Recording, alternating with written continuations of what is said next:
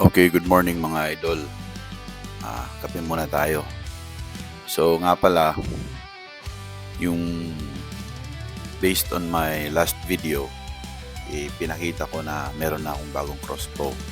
And sa maniwala kayo at sa hindi,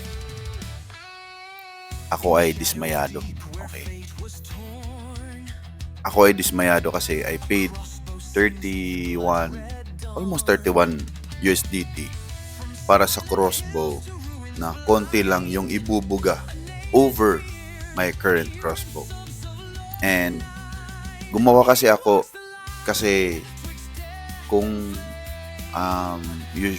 nanonood kayo sa mga videos ko, usually gumagawa ako ng comparison, di ba? Based on specs, based on class, or based on weapon. And nung ginawan ko ng video yung new crossbow ko versus my trusty crossbow trials na +7 lang, okay?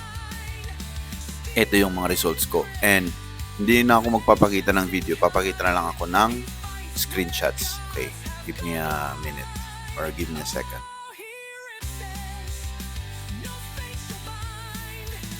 So ito siya. Screenshot na lang siya kasi kung nakikita nyo naman sa dami ng tests na ginawa ko, okay? Old crossbow, tignan nyo. And mapapansin nyo, based dito sa old crossbow ko, yung location is Deadman's Land, District 1. 5 minutes yung duration. Pansinin nyo yung combat power. 61,200 lang. 7.1 million siya, okay? 7.1 million yung old crossbow ko. Ito yung new crossbow. Again, location, Deadman's Land, 5 minutes. 61,867 na yung combat power. Tignan nyo. 200 lang na experience yung lamang niya. Napaka baba, diba? Ini-expect ko kasi na yung lamang is mga almost 1 million kasi nagbayad ka na eh, di ba? Bumastos na tayo. Next. Yan. Oh. Ito, pag mataas yung lower yung combat power, meaning yung old crossbow yan, 1.6 million sa Battlefield of Templar, 2 minutes lang. Okay. Higher na yung CP niya, 61,000.8 na. 61.8 na. 1.8. 200 lang din yung difference. Another testing.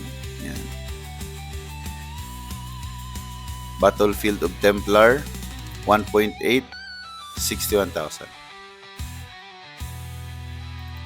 Another sa Battlefield of Templar, 61,200, 1.6. Ito pa.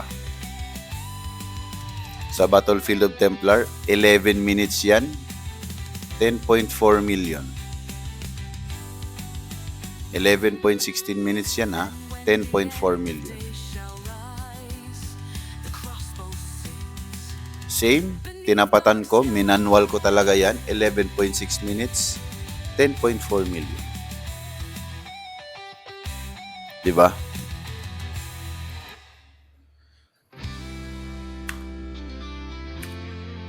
Oh, tignan nyo. PS lang yung nag-iba eh.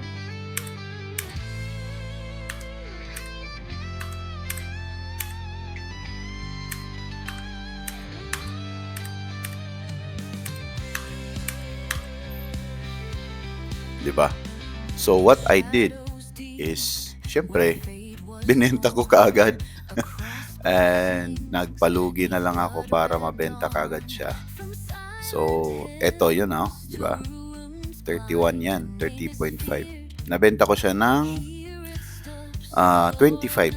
Actually, 30 plus kasi may tax eh. So, meron pa akong mababalik sa akin na 25.23 USDT in 65 hours, which is siguro ewan, mga 2 to 3 days pa yata yan. And So, ngayon, what's the plan? I think the plan is to look at other weapons. Okay? Sa tingin ko, kasi kinompute na natin yun, di ba? That was 147 kasi plus 8 siya. Plus 600 base damage kasi grade on siya. Minus dito sa aking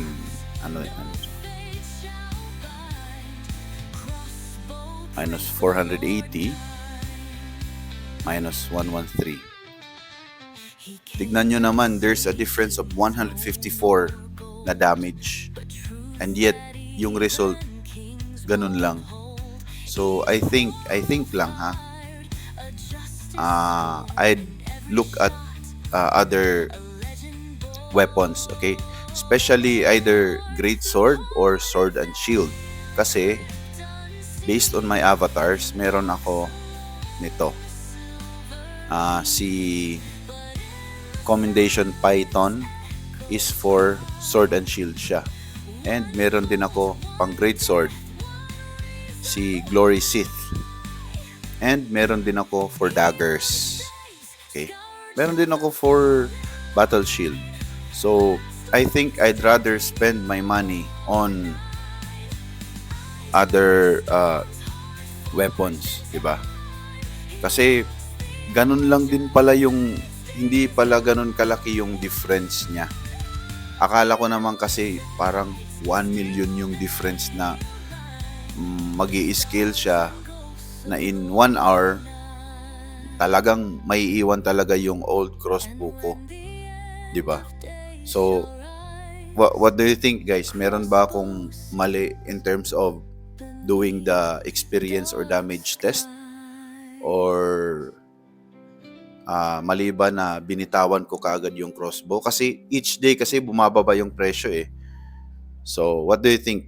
And yeah, so good luck sa ating lahat kasi napakaalat ng drop.